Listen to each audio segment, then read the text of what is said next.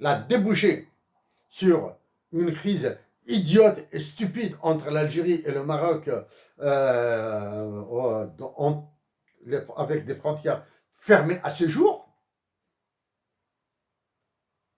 Le Maroc et la France qui sont en train de faire des manœuvres militaires dans la zone à la frontière algérienne, et l'Algérie, dans l'idiotie qui caractérise ces prétendus dirigeants en tête desquels nous mettons l'état-major de l'armée, refuse d'aller vers une opération de paix, l'ouverture unilatérale des frontières,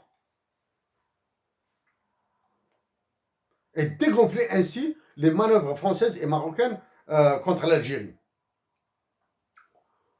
Nous ignorons après les ordres reçus de la part des États-Unis d'Amérique et la visite du secrétaire d'État Anthony Blinken.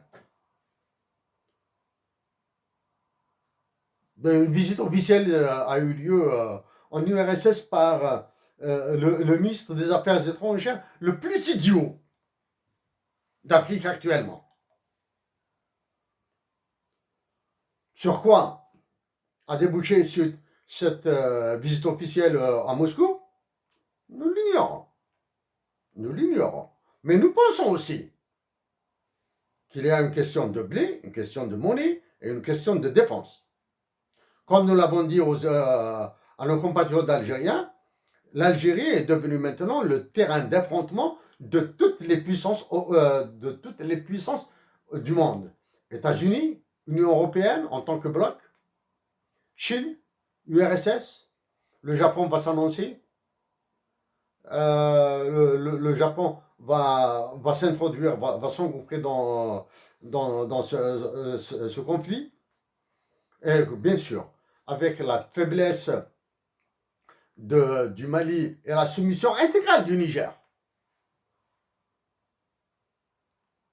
La faiblesse du Mali qui refuse de mettre un terme, le Mali, le Niger, le Tchad, le Burkina, tous les pays de la zone CFA, qui refusent de mettre un terme à l'existence de la monnaie du franc CFA dans leur pays. Une monnaie fiduciaire, criminelle.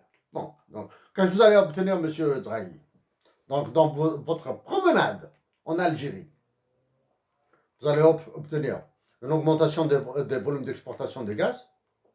Vous allez obtenir, comme par hasard, l'unique pays sous-développé au monde qui investit en Italie est l'Algérie.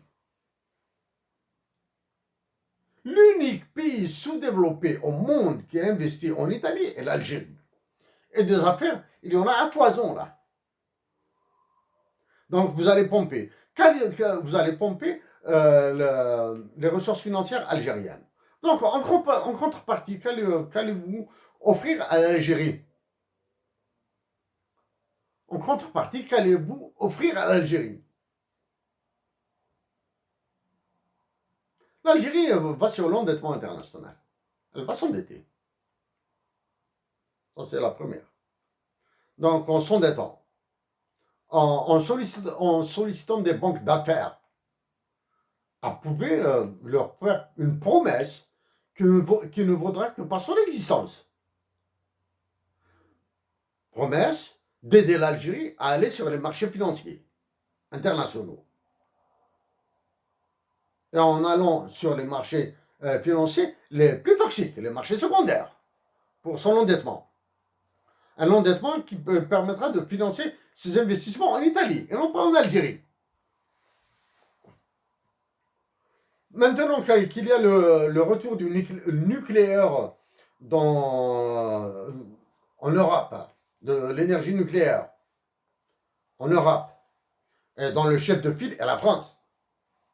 Donc toutes les ressources naturelles nord-africaines et algériennes en particulier serviront l'énergie en Europe. Ça c'est. Donc vous allez, avec les investissements européens, probablement italiens, dans les ressources naturelles algériennes, vous allez garantir vos approvisionnements italiens et de vos alliés européens. Qu'allez-vous encore proposer, monsieur Mario Draghi? Sachant que que vos paroles dans le domaine de la finance et de la monnaie seront bues comme celles d'un prophète, la convertibilité du dinar. Et avec un régime